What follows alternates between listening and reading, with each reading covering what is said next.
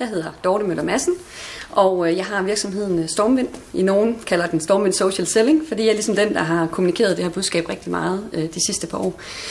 Social Selling er mit sådan, kerneprodukt, den nye måde at sælge på, kan man sige, og så kombineret med at lave digital strategi.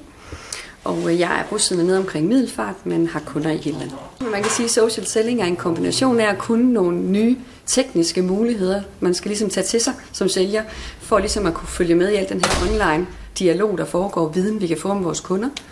Så er det at måske ikke have helt så hårdt et salg, som man har været vant til, men det er at være meget netværks- og relationsorienteret og relationsskabende.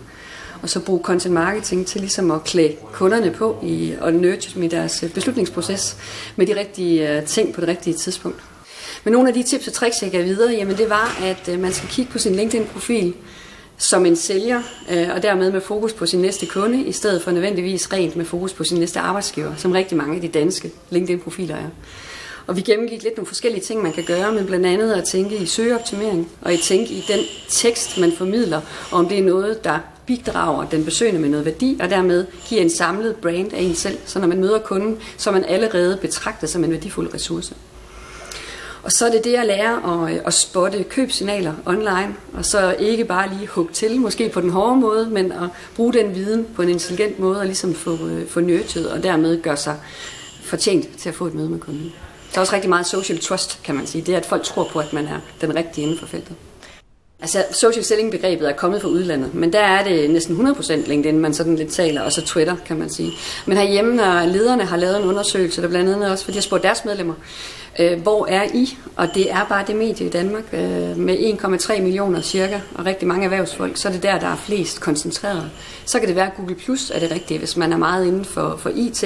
Der kan godt være nogen der, hvor man skal bygge nogle andre netværk, og Twitter, men det vigtigste er at finde ud af i starten, hvor er min målgruppe henne, og så være der. Men mange erhvervsfolk har et skarpt skel, at Facebook er privat, og LinkedIn er erhverv. Så de vil føle det meget mærkeligt at blive sådan kontaktet eller taget fat i af en sælger via et af deres private medier. Det kan være, at det ændrer sig med generationerne.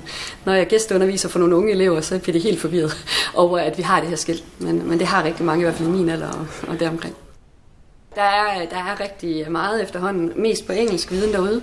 Jeg kan måske henvise til, som jeg går til deltagerne i dag, at jeg selv har været medskriver af en LinkedIn, eller social selling bog, der kom her i juli, så det er sådan den nyeste opdateret, kan man sige, med 33 succestips til at bruge social selling, hvor de har simpelthen spurgt, jeg er så den eneste fra Skandinavien, men ellers er der nogle få europæere, og ellers amerikanere og kanadier, der er blevet spurgt om at give input.